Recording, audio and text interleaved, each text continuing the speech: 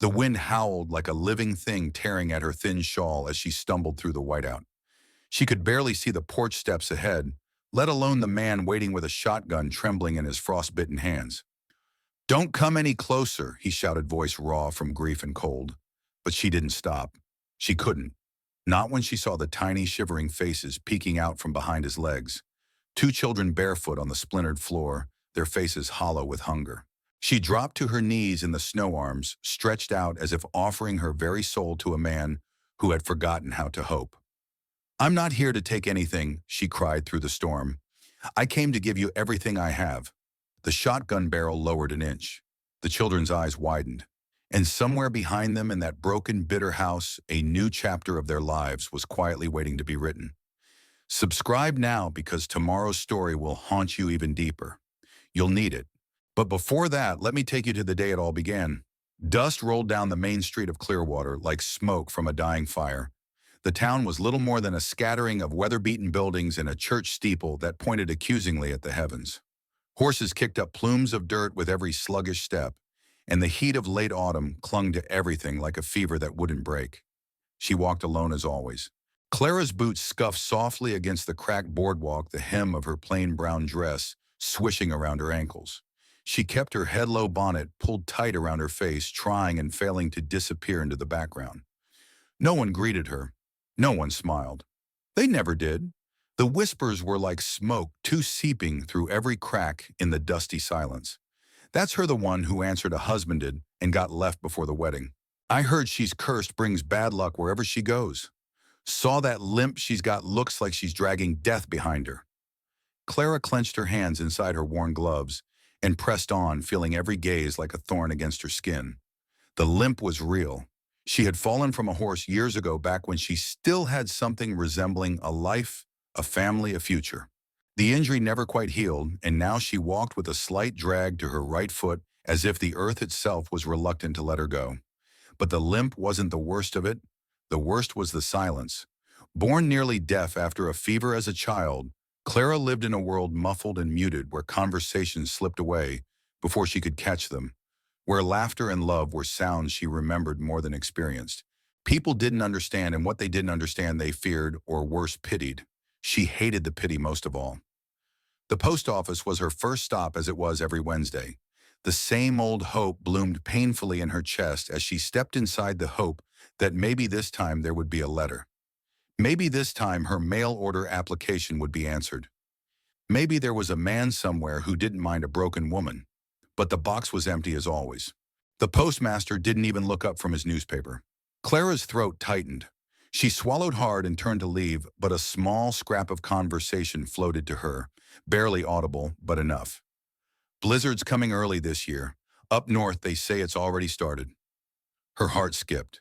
In fact, her sister, married and living far to the north, had written to her weeks ago, warning about the brutal winters there. She had begged Clara to come visit before the first snows, but Clara hadn't had the courage or the means. Outside, the sky already wore the heavy gray of an impending storm. She walked home slowly past the mercantile, where the owner's wife yanked her son indoors at the sight of her past the blacksmith, who spat in the dirt when she passed. Each movement, each gesture was a reminder. She didn't belong here. Hadn't since the accident, hadn't since the whisper started, hadn't since she became the cursed one. Home was a one-room cabin at the very edge of Clearwater, crouched between two dying trees. It wasn't much, but it was hers, or at least it had been. The last notice from the landlord had been clear. If she couldn't pay by month's end, she'd be out. She opened the door and stepped inside. The cabin smelled of cold ash and old paper. The few belongings she had were neatly stacked: a thin mattress, a cracked wash basin, a handful of books with fraying covers. She sat by the window, pulling her shawl tighter around her shoulders, and stared out at the dying light. For a long time, she didn't move. She just sat there, letting the emptiness fill her up until there was no room left for anything else. No friends, no family close enough to reach. Only whispers behind her back, only silence in her ears. A scrap of newspaper sat on the table, folded to the advertisement section. Her eyes drifted to it. Wanted strong, kind woman to help raise two children. Harsh winters, remote land marriage, offered God-fearing essential. The ad was old, maybe months probably filled. Still something tugged at her, a chance. a reason to leave this place that had already buried her while she still breathed. She picked up a pencil and with a trembling hand began to write. My name is Clara Hayes. I am a good woman, I can work hard, and I know how to survive harsh winters. I would be honored to be considered. Her letter was simple like her life. No mention of her limp, no mention of the deafness, no mention of the scars that were not always visible, but ran deep. Just the truth she had nothing left to lose. As she folded the letter, she paused, staring at the paper with an ache in her chest. Somewhere far away, a storm was already rising. And somewhere far away, a man she had never met was about to change her life forever. If this is breaking your heart already, you haven't seen the worst yet. Tap subscribe. I've got another truth waiting for you tomorrow. She slipped the letter into her satchel and headed back toward the post office, shoulder square, heart bruised but stubborn. The first snowflakes began to fall as she closed her door behind her, silent, soft, and full of promise. And somewhere across the wild north, a widowed farmer fighting ghosts of his own unknowingly waited for the woman who would walk through a blizzard just to save him. The wind carried a different kind of cold the next morning, sharp, whispering, restless. Clara felt it as she stepped out of the post office, a strange energy stirring in the air, setting her nerves on edge. She clutched a folded piece of paper in her hand, a reply. It had come. Need help before winter traps us. We'll pay for travel. Marriage can wait until you decide. Children need a mother. There was no signature, only an address scrawled below in a rough, hurried hand. Clearwater's postmaster had barely glanced at her when he handed it over, but she caught the thin curl of disdain on his lip. They all thought they knew her story, but Clara had learned long ago. Most folks only saw what they wanted to see. She spent the afternoon packing her few belongings, heart pounding, hands trembling. By evening, a neighbor's wagon was heading north, and Clara sat stiffly on a pile of wool bales, the letter pressed close to her chest as the town of Clearwater disappeared behind her in a haze of dust and regret. The storm hit 3 days into the journey. Thick snow swallowed the world, howling through the trees and across the frozen fields. The wagon could go no farther. Clara stumbled through drifts up to her knees, the address clutched in her numbing hand. A house finally emerged from the white, a crumbling 2-story structure barely standing against the gale. Smoke struggled from a broken chimney. The porch sagged. Window shutters banged against the walls like the desperate hands of a trapped soul. She barely made it to the porch before she collapsed. The door slammed open. He was taller than she expected, broad-shouldered, rough-edged. His hair was dark, wild from the wind, and his face was hard set in lines that spoke of loss, not anger. He raised a shotgun, instinctively stepping between her and the doorway. Clara struggled to her knees, forcing her frozen mouth to form the words, "I'm Clara, you wrote me." His eyes narrowed, scanning her face, her trembling form. His gaze dropped to the letter still clutched in her hand. For a long moment, neither of them moved. Then, very slowly, he lowered the gun. The children appeared behind him, a boy maybe 8 and a little girl so small she was still clutching a ragged cloth doll. Their faces were hollow, wary, curious. Clara tried to smile. It came out more like a grimace. The man stepped aside gruffly, waving her in. Inside the house was as broken as it looked, drafts snaking through every crack, soot smudging the walls, the smell of wood smoke and desperation thick in the air. A few battered chairs circled the fire, and a threadbare quilt lay abandoned on the floor. He didn't offer a name. He didn't offer help as she shrugged off her snow-caked coat and hobbled forward, dragging her limp leg behind her. But he didn't turn her away either. Sometimes that was enough. For days they barely spoke. Clara worked sewing torn clothes, patching leaks, cooking thin soups from dwindling supplies. The man Samuel, as she finally overheard one of the children whisper, spent most of his time outside battling the snow to keep the livestock alive and the roof from caving in. In the quiet moments, Clara sat with the children, teaching them simple signs to bridge the silence. At first they were hesitant, staring at her as if she were some strange creature. But children, unlike adults, had open hearts. Curiosity won out over fear. It started with a single moment. One night, Clara was darning a sock by the fire when the little girl Lucy toddled over, plopped into her lap, and fell asleep. Clara froze, staring down at the small, trusting body curled against her. When she looked up, Samuel was watching from the doorway. Their eyes met, an unspoken truce forming in the glow of the firelight. He nodded once, almost imperceptibly, and turned away. The town nearest Samuel's farm was even smaller than Clearwater, just a few scattered buildings and a tavern that doubled as a general store. Supplies were low. Suspicion was high. When Samuel took Clara with him one day to buy flour and salt, the stares were immediate. "That's the deaf one from Clearwater," a man muttered too loudly.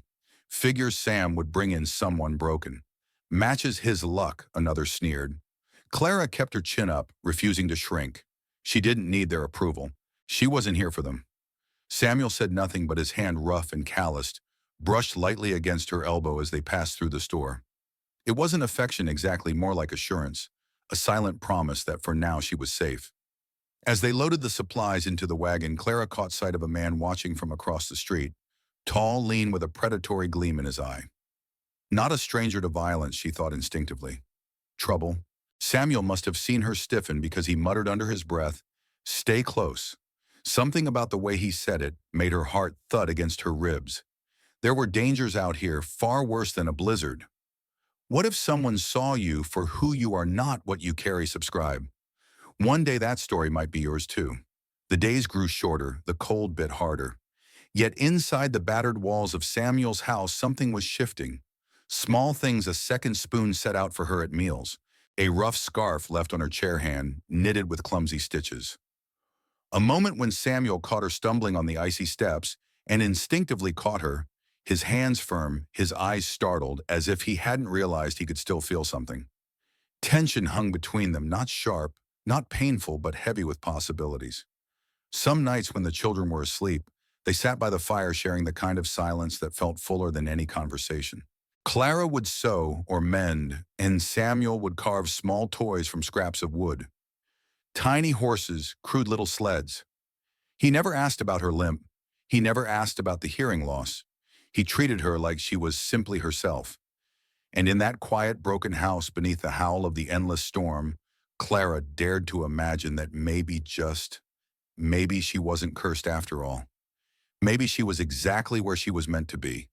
But outside in the frozen woods, danger was still stirring. And soon their fragile peace would be shattered in ways none of them could yet imagine. The storm outside had eased, but inside Clara's heart, a different tempest was brewing. Trust was a fragile thing, a thin sheet of ice that could shatter under the slightest misstep. And missteps in a town like this were inevitable. It began the night Samuel needed supplies and stayed in town longer than usual, leaving Clara and the children behind. The knock came after sunset, sharp, urgent. Lucy stirred in her sleep. The boy Thomas tensed beside her. Clara hesitated. No one came out this far unless they had a reason. She cracked the door open a few inches and immediately regretted it. It was the man she had seen in town before, the one with the predator's smile. He leaned against the doorframe, boots caked in snow, a bottle of whiskey swinging from one hand. "Well, well," he slurred, eyes raking over her. "Heard Samuel took in some charity case, figured I'd come see for myself." Clara moved to shut the door, but he wedged his boot inside with a cruel grin. "Ah, don't be shy, darling. Ain't nobody gonna want you when he's through. Might as well be friendly." The words, the insinuation, sliced through her like cold steel. She shoved against the door with all her strength, but he was bigger, meaner. The wood creaked under his weight. Then Thomas, small and fierce, grabbed the iron poker from the hearth and jabbed it at the man's leg. The stranger yelped and stumbled back, cursing violently. It was enough. Clara slammed the door, throwing the bolt just as he lunged again. Through the crack, she heard him spitting threats into the snow. "Won't be no one left to help you when winter's done. You hear me? No one." The words clung to her like frostbite. When Samuel returned hours later, Clara didn't tell him. How could she? What if he sent her away for bringing trouble to his doorstep? So she stayed silent. She stitched her heart up tighter. She pretended. But the silence grew heavy, suffocating. Whispers followed her in town. Snickers, sidelong glances. The lie they painted was easy to believe, that Clara was desperate, untrustworthy, a burden. When Samuel asked what was wrong, she shook her head and smiled, and so the distance between them grew. The final blow came days later at the trading post. They needed flour. Samuel said he'd come after tending the horses, so Clara went ahead with the children, bundling them up against the bitter cold. The store was crowded with local farmers, traders, and him, the man from that night. He tipped his hat mockingly when he saw her, his voice carrying easily across the room. Well, if it ain't Sammy's little cripple laughter rippled through the room. Clara froze the sack of flour slipping from her fingers and spilling in a cloud of white dust. Someone muttered, "Poor thing, Samuel's just too lonely to be choosy." Another added, "Don't need good ears to be a good wife, eh?" Clara's face burned. Her hands shook. Lucy clutched her leg, confused. Thomas squared his tiny shoulders, trying to look brave. Clara couldn't breathe, couldn't move. When Samuel finally pushed through the door, his face hardened instantly at the scene before him. But Clara didn't wait to see what he would do. She grabbed the children and fled into the snow. She didn't know where she was running, only that she needed to get away from the stairs, the pity, the humiliation. The storm was starting again, the sky dark and heavy. The road blurred before her. The cold bit at her lungs with every breath. Her limp slowed her. Thomas kept pace as best he could, holding Lucy's hand. But soon the children began to stumble too. Clara dropped to her knees in the snow, gasping. It was too much, all of it. The stairs, the silence, the endless loneliness. A part of her wanted to lie down and let the snow cover her. Maybe then they'd finally stop looking at her like she was broken. She buried her face in her hands, tears freezing on her lashes. She didn't hear the footsteps crunching toward her. She didn't hear Samuel's voice, rough with fear, calling her name. But she felt the warmth of a coat draped over her shoulders, felt strong hands lifting Lucy and Thomas into his arms, felt the steady presence of him kneeling in the snow beside her, not demanding, not judging, just there. Clara lifted her head. Samuel's face was etched with something she hadn't seen before, something raw and furious and heartbreakingly kind. "I'm sorry," she rasped, hating how broken she sounded. "I didn't mean to." He shook his head, cutting her off. "You don't owe anyone anything," he said roughly. "Not them, not me." She stared at him, trying to read the truth in his eyes. "You deserve better," he said simply. "Not you need to be better. Not you should have been stronger. You deserve better." Clara crumpled, the last of her strength giving way. But Samuel caught her, steadying her. Not holding her captive, but standing with her shoulder to shoulder. Like a man who understood what it meant to carry invisible wounds. They stayed there in the falling snow, a small, broken family clinging together against the cold. And for the first time in years, Clara felt something flicker to life in her chest. Not hope, not yet, but maybe the first fragile, stubborn breath of it. They thought she was broken, but someone saw gold in the ashes. Subscribe, I promise. Tomorrow's story will prove love still lives out here. Samuel carried the children back to the wagon, wrapped them in blankets, and guided Clara inside. They didn't speak much on the ride home. The words didn't matter. His presence said everything. Later that night, sitting by the fire, Clara found the courage to speak the question gnawing at her soul. "Why did you answer my letter?" she asked quietly. Samuel didn't look away from the flames. "Because I was tired of pretending I didn't need saving too." Clara blinked, stunned. He turned to her, then his gaze steady, unwavering. "I didn't need perfect," he said. "I needed real." The room fell into a deep, warm silence. Outside, the blizzard raged. Inside, Clara felt the first stirrings of something she had thought lost forever.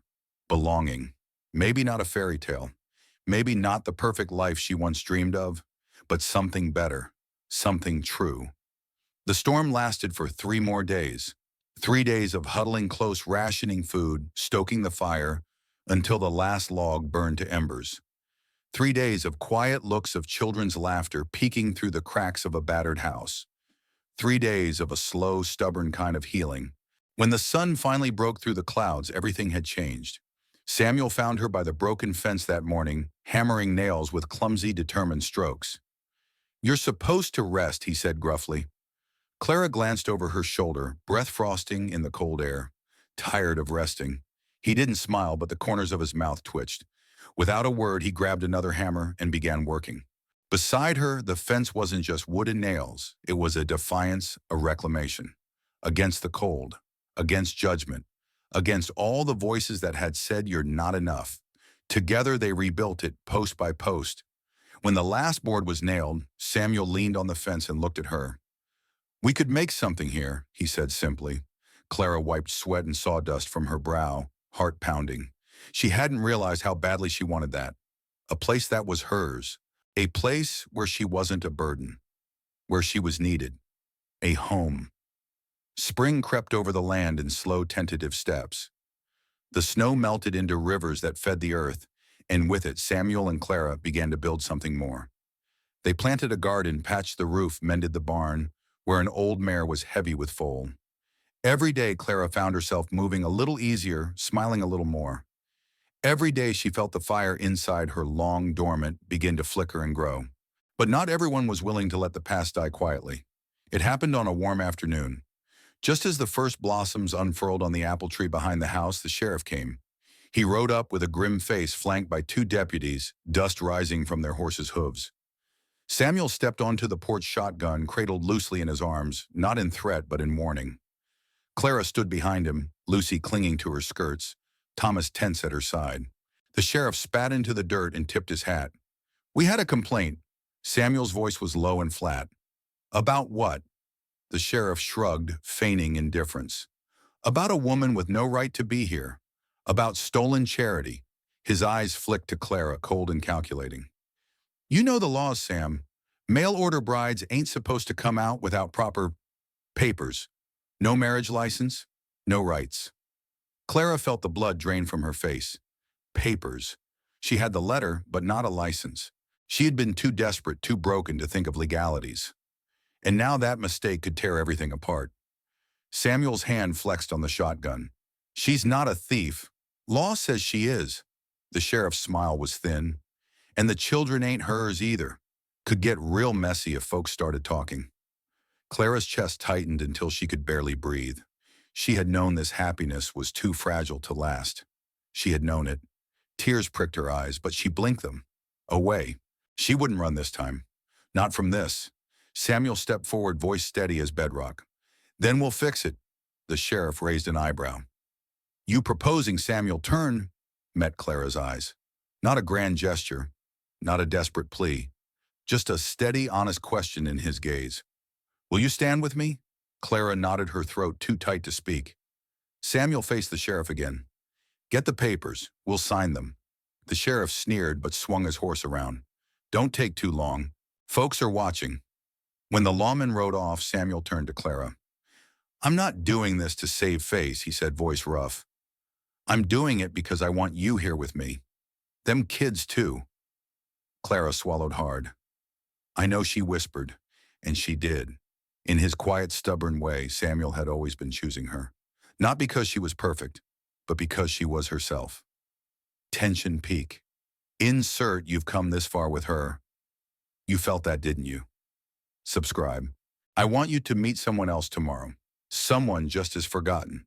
The wedding was small. Just Samuel, Clara, the children, and a grumbling pastor who kept checking his pocket watch. The ring Samuel slipped onto her finger was plain, scratched, worn.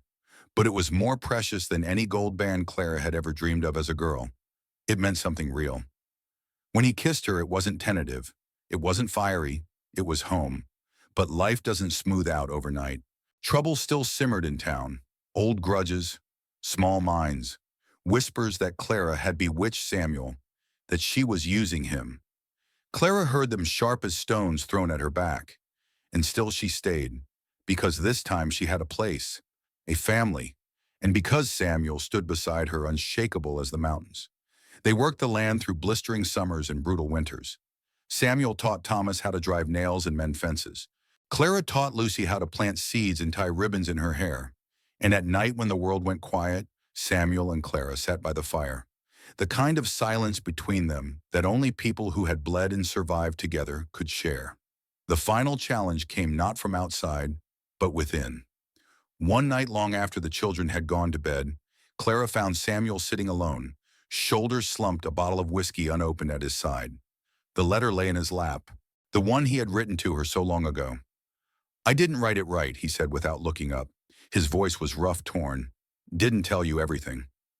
Clara sat beside him, her hand resting gently on his. He stared into the fire. "I didn't just lose my wife," he said. "I lost myself. Thought if I found someone I could fix it, could fix me." Clara's heart ached at the rawness in his words. "But you didn't fix me," he whispered. "You made me stop needing to be fixed." Tears burned her eyes. "I was so scared you'd see how broken I was," he admitted. Clara reached out, turned his face to hers. I did see, she said softly, and I stayed. In the firelight, Samuel closed his eyes, resting his forehead against hers. Not saved, not fixed, simply seen and loved anyway.